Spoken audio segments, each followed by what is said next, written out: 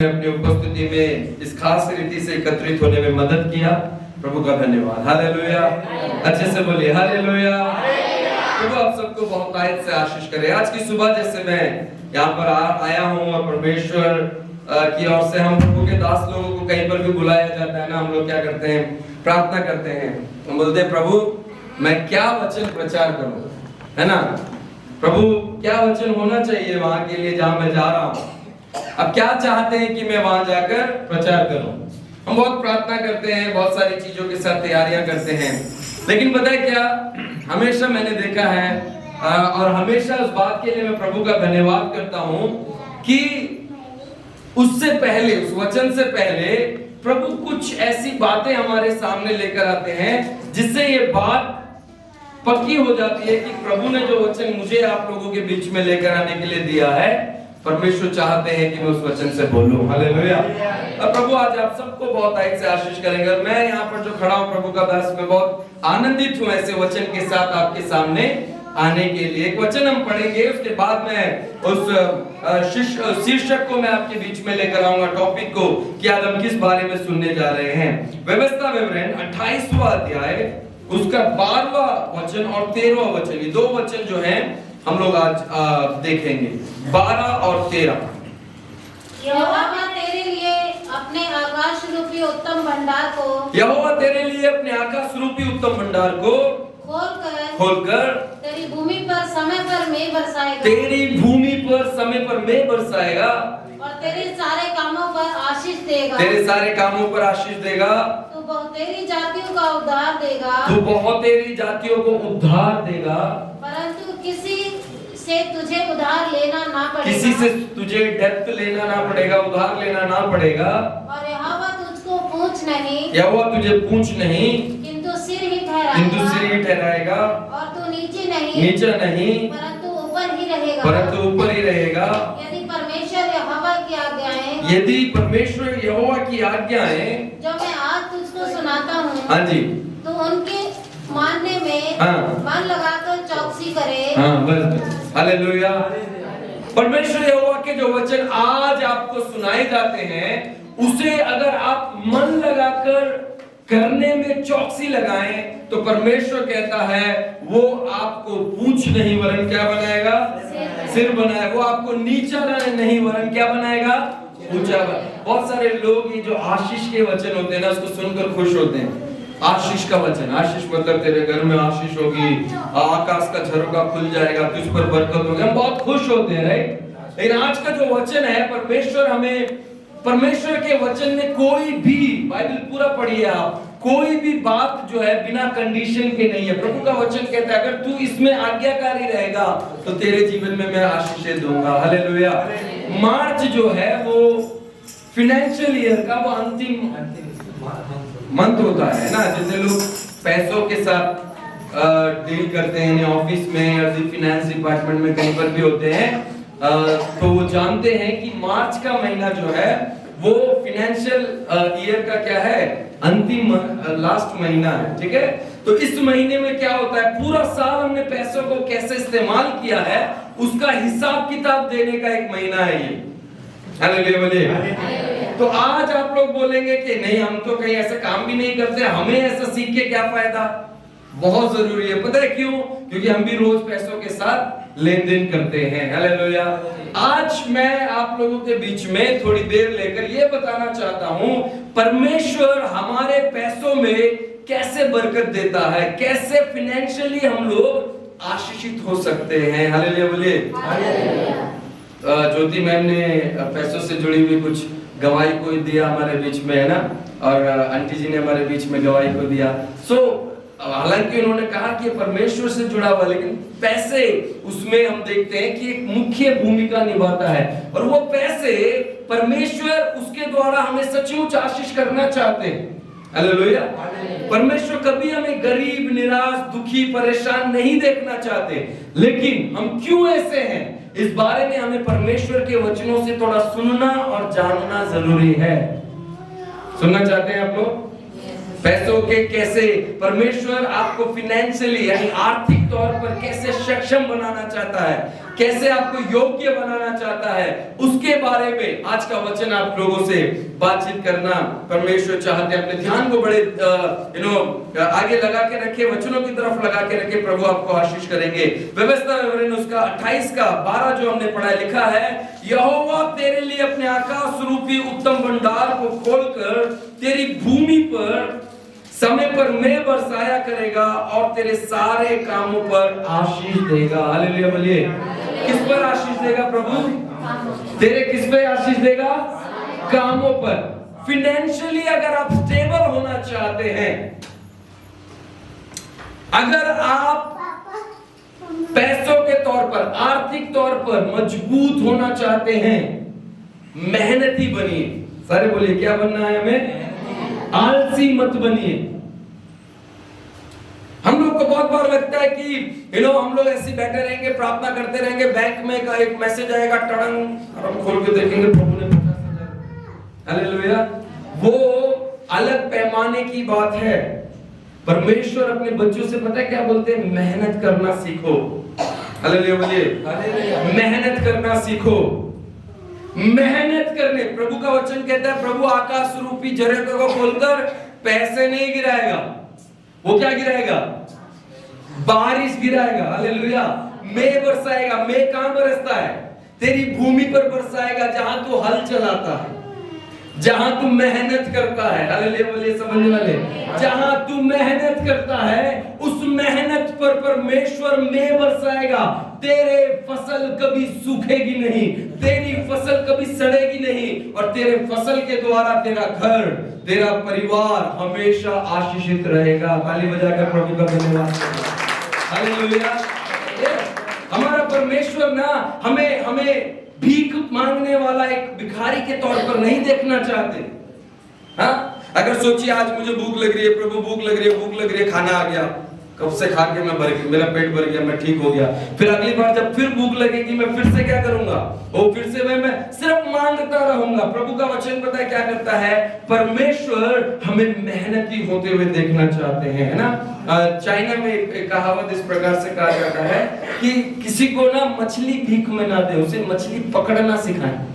क्योंकि अगर आपने भीख में उसे मछली दे दी ना, वो उस समय में खाएगा, फिर से वो भीख मांगने आएगा आपके पास, क्योंकि उसके पास खाया हुआ जो आपका दिया हुआ मछली है वो खत्म हो गया। लेकिन अगर आप उसे मछली पकड़ना सिखा देंगे ना, तो वापस कभी आपसे भीख मांगना नहीं आएगा, क्योंकि अब उसको पता चल गया जीवन का चलाना कैसा है। हालेलुया।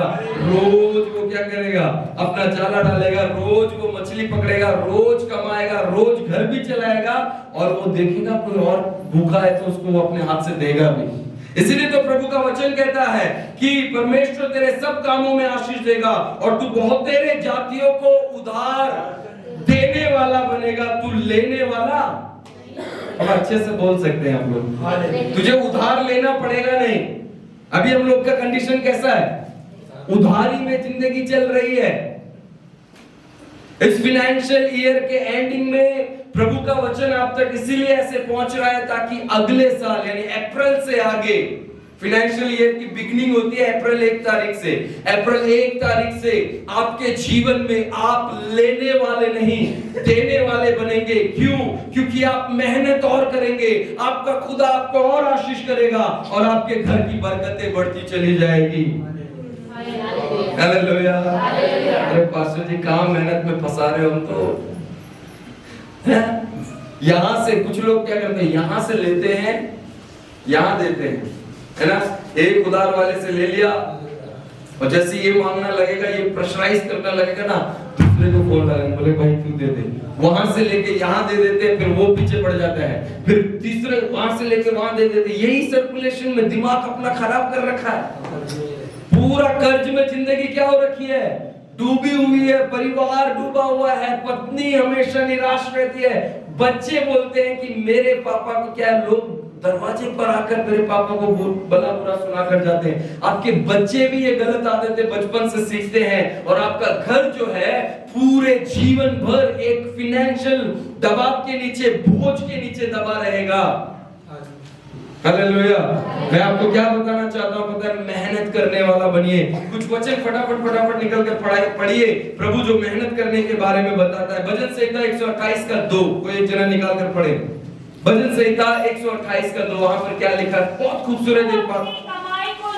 तू अपनी कमाई को क्या करने पाएगा, निश्चय खाने पाएगा। जरूर तू अपनी कमाई को खाएगा। ये कौन बोल रहे हैं, हेलो बोलिए, कौन बोल रहे हैं, प्रभु बोल रहे हैं, प्रभु यीशु मसीह बोल रहे हैं। तू जो कमाई करेगा ना, तू कभी भी ठगा नहीं जाएगा। तेरी कमाई को तू निश्चय खाएगा, क्योंकि परमेश्वर तेरे साथ है। हालेलुया। आगे पढ़िए, क्या लिखा हुआ, तीसरा वचन, तेरे घर के भीतर तेरी स्त्री फलवंत दाखलता सी होगी, तेरी पत्नी फलवंत दाखलता सी होगी, आशीषित स्त्री होगी। हाँ आगे, तेरे घर के जो टेबल है, मेज के चारों ओर तेरे बच्चे जो हैं वो जलपाई के पौधे के समान। यानी तेरी कमाई जब तेरे घर पर आएगी, तो निश्चय अपनी कमाई के द्वारा अपनी पत्नी को, अपने बच्चों को, अपने घर को तू बेहतरीन बना के रखेगा। हालेलुया। क्योंकि परमेश्वर का भय मानने वाला हर एक व्यक्ति जो खुदा के यीशु मसीह के कहे अनुसार चलता है, परमेश्वर हमेशा उसे आशीष देते हैं। मेहनत करना सीखे, मेहनत करे बिना कभी भी हमारी जो भी आशीषें हमें मिले ना, एक समय के बाद वो खत्म हो जाती है। एक समय के बाद वो आशीषें हमारे जीवन में टिकती नहीं है। चाहे फ्री में आया हुआ कितनी भी आशीष हमारे पास आ जाए, वो एक ना एक दिन खत्म हो जाएगी, फिर से हम खाली हो जाएंगे। इसीलिए जरूरी है कि मेहनत लगातार हम करते रहें। पहला तीमुथियुस 5:18 को ये जना पढ़े। पहला तीमुथियुस 5:18 क्या लिखा है वहां पर, क्योंकि पवित्र शास्त्र कहता है, क्योंकि परमेश्वर का पवित्र शास्त्र, पवित्र वचन ये कहता है, दाँतने वाले बैल का मुंह ना बांधो। हाँ, जो बैल खेती बाड़ी में दाँतती है उसका मुंह मत बांधो, क्योंकि मजदूर अपनी मजदूरी का हकदार है। क्योंकि हर एक मजदूर किसका हकदार है, बोलिए, अपनी मजदूरी का हकदार है। कौन बोल रहे हैं, प्रभु बोल रहे हैं। हालेलुया। यहाँ पर परमेश्वर का दास जो है कलीसिया को ये बात सिखाता है, परमेश्वर ने ये कहा है कि हर एक मजदूर को उसकी मजदूरी मिलनी चाहिए। जब आप और मैं मेहनती बनेंगे, जब आप और मैं कामकाजी बन जाएंगे, काम करने वाले बनेंगे, हमारे घर में किसी तरह का कर्ज नहीं रहेगा। हमारे बच्चों की जरूरतों को प्रभु हमारी मदद करेगा कि हम पूरी रीति से अपने बच्चों की देखभाल कर सके। Hallelujah, hallelujah. इसीलिए देखना, जितनी भी संस्थाएं हैं, इनफैक्ट आशा दी फाउंडेशन के बारे में भी मैं ये बात जानता हूँ, जितनी भी संस्थाएं हैं वो सिर्फ जिंदगी भर आपको देती नहीं है। उस समय के लिए आपको स्टेबल करने के लिए आपको राशन पानी देती है, आपको सही करती है, फिर लाइवलीहुड की तरफ आपको ले जाती है, काम करना सिखाती है ना। आप ये करिए, आप कपड़ा सिलना सीखिए, आप मजदूरी करना सीखिए। आपके अंदर क्या गुण है, आपके अंदर क्या टैलेंट है, उस टैलेंट की तरफ आप ध्यान दीजिए। जिंदगी भर कोई आपको कमा कर नहीं खिलाएगा, जिंदगी भर कोई आपको दे नहीं पाएगा। आपको खुद अपने पैरों पर खड़ा होने के लिए आगे आना है। हालेलुया। क्योंकि ये बात कौन सिखा रहा है, परमेश्वर सिखा रहे हैं। हालेलुया। आप बताइए, आप अपने बच्चों को जिंदगी भर बिस्तर पे लेटे लेटे खिलाना पसंद करेंगे? आप बताइए मुझे, नहीं ना। एक बच्चा होता है, छोटा गोद का होता है ना, आप उसको मुंह में खाना ले जाकर देते हैं, लेकिन एक समय आता है वो आप बोलते हैं कि प्लेट में खाना डाल दिया है, अब अपने चम्मच से लेकर क्या कर, उससे खाना सीख, अपने हाथ से उससे खाना सीख। लेकिन उसके बाद एक और समय आता है जब आप बोलते हैं अब तू जाकर कमा कर पैसे लेकर आ, तभी ये घर चलेगा। क्योंकि आप एक इंसान को आलसी, बेकार नहीं पालना चाहते। हर एक माँ बाप होते हुए, संसारिक माँ बाप होते हुए, जब आप ये पसंद नहीं करते, तो मेरा परमेश्वर ये कैसे पसंद करेगा कि आपको सब कुछ ऐसे बैठे बैठे दे। पता है, परमेश्वर ने जब आदम और हवा को बनाया, हालांकि सब कुछ उनके अंडर में था, सारे फल जितने भी वो पेड़ पौधे थे सब आशीषित थे, लेकिन परमेश्वर ने क्या बोला पता है, इनकी देखभाल करो। हालेलुया बोलिए, इनकी क्या करो, देखभाल करने का मतलब क्या है, रोज जाकर उन्हें क्या करो, संभालो। कोई पेड़ सूख रहा है तो उसका ख्याल रखो, है ना।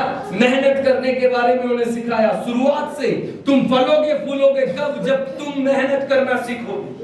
मैं आज आपको बताना चाहता हूं मेरे प्रिय लोगों, बहुत सारे लोग ऐशो आराम में अपना जीवन बिताने के लिए सोचते हैं। इनफैक्ट बहनों की तरफ भी मैं बार बार इसीलिए देख रहा हूं क्योंकि आपको भी पैसे कमाने में कभी भी पीछे नहीं हटना है। मैं भी थोड़ी देर में कुछ वचनों को बताऊंगा जो बहनों के ज्ञान के बाद। अभी जब विमेंस मीटिंग गया है पीछे ना, क्या बताया जाता है उसमें, क्या बताया आपको? विमेंस मीटिंग मैंने चर्च में प्रचार किया। विमेंस मीटिंग के ऊपर मैंने क्या प्रचार किया पता है? बाइबल के मुताबिक दे आर इक्वल। आदमी और औरत क्या है? बराबर। परमेश्वर ने उन्हें ऊंचा नीचा फैमिली ऑर्डर में, yes of course family order में, और कहीं सिस्टम में कहीं हम लोग क्या है? अधीन है। लेकिन जब क्षमता की बात आती है, जब कैपेबिलिटी की बात आती है, हमारे अंदर के गुणों की बात आती है, ये देखा गया है कि हमारे जीवनों में क्या है? स्त्री और पुरुष दोनों बराबरी का जीवन जी सकते हैं। हालेलुया। लेकिन बहुत सारी बहनें नहीं नहीं नहीं नहीं, हम तो कुछ नहीं कर सकते, हमें तो कुछ आता ही नहीं। अगर हम ऐसे ही बोल के बैठे रहे, बहुत बार हमारे घर में क्या है? एक उधारी का माहौल बना रहेगा। हमारे घर में बहुत बार एक अशांति का माहौल बना रहेगा। इसीलिए परमेश्वर का वचन कहता है, प्रभु का वचन क्या कह रहा है? ध्यान से सुनिए इसको। प्रभु का वचन कह रहा है कि तुम पूछ नहीं हो। 13वां वचन क्या लिखा है? सिस्टर पढ़ेंगे 13वां वचन, व्यवस्था विवरण उसका। और यहोवा तुझको पूछ नहीं, यहोवा तुझको पूछ नहीं किंतु सिर ही ठहराएगा। किंतु क्या ठहराएगा? बोलिए, सिर ठहराएगा। बोलिए क्या ठहराएगा? सुनिए, प्रभु पहले बोल रहे क्या तुम नहीं हो, फिर बोल रहे क्या तुम हो। बहुत बार जो आप मान चुके हो ना कि मैं यही हूं, प्रभु बोल रहे वो तुम नहीं हो। हम लोग बहुत बार अपने आप को पूछ मान चुके हैं। हेलो, हम लोग अपने आप को क्या मान के जी रहे हैं? पूछ मान के जी रहे हैं। एक अगर जानवर के एक शेर को देखें, शेर का सिर जो है वो गर्व का कारण है, राइट? शरीर के हर एक अंग जो जरूरी है, लेकिन पूंछ जो है उसको हम पीछे वर्ग का मानते हैं। तो एक उदाहरण के तौर पर यहाँ पर उसका इस्तेमाल किया गया, वचनों में कहा गया कि तुम क्या नहीं हो? पूंछ नहीं हो। हम बोलते नहीं नहीं नहीं, हम पूंछ हैं। क्योंकि हम तो कुछ कर नहीं, सब तो पीछे ही है जी। जो आगे चल रहे हैं जी, उन्हीं के पीछे ही है हम। हर बात में हम पीछे हैं, हर चीज में हम पीछे हैं, हम पूंछ हैं। प्रभु का वचन कहता है, परमेश्वर बड़े ही बुलंद आवाज में आपसे कहता है कि तुम पूंछ नहीं हो। हालेलुया। लिखा है 13वें वचन में, यहोवा तुझको पूंछ नहीं किंतु सिर ठहराएगा। सारे बोलिए मैं कौन हूं? अच्छे से बोलिए, और ऊंचा बोलिए, मैं कौन हूं? यस, मैं आदरणीय हूं। सिर का मतलब रेस्पेक्टेड, सिर का मतलब आदरणीय है। मेरा मान सम्मान मेरा परमेश्वर मुझे देगा। और इससे पहले लिखा है मेहनत करने वाला बन, क्योंकि जब तू मेहनत करेगा तो उधार नहीं, तू उधार लेने वाला नहीं, बल्कि तू दूसरों को देने वाला बनेगा। Hallelujah, hallelujah. यस, इस बात को सीखिए। परमेश्वर हमें एक मेहनती बनाना चाहते हैं, हमें मेहनती देखना चाहते हैं। परमेश्वर देखना चाहते हैं कि हमारी मेहनत से हम कितना ज्यादा आशीषित हैं, है ना? एक और वचन को देखेंगे, उत्पत्ति उसका 39 उत्पत्ति 39। कोई भाइयों में से पढ़ेगा तो अच्छा लगेगा, बहनों में से पढ़ रहे हैं। उत्पत्ति 39 का 2 और 3 क्या लिखा है? पढ़ेंगे। यूसुफ अपने मिस्री स्वामी के घर में रहता था। यूसुफ एक व्यक्ति था, वो अपने स्वामी मिस्री स्वामी के घर में रहता था। यहोवा उसके संग था। यहोवा परमेश्वर प्रभु यीशु मसीह उसके संग थे, इसलिए वो भाग्यवान पुरुष हो गया। इसलिए वो कैसा हो गया? सारे बोलिए, अच्छे से बोलिए, कैसा पुरुष था वो? क्यों वो भाग्यवान था? क्योंकि उसके साथ कौन थे? परमेश्वर प्रभु यीशु मसीह थे। आगे पढ़िए क्या लिखा है? यूसुफ के स्वामी ने देखा, यूसुफ के स्वामी ने, जो मिस्र का स्वामी था, यूसुफ के स्वामी ने देखा यहोवा उसके संग रहता है, कि यूसुफ के साथ उसका परमेश्वर रहता है, और जो काम वो करता है, जिस भी काम को यूसुफ करता है, उसको यहोवा उसके हाथ से सफल कर देता है। हेलो, सुन रहे हैं आप मैं क्या बोल रहा हूँ? यूसुफ के हाथों से किए जाने वाले सारे कामों को उसका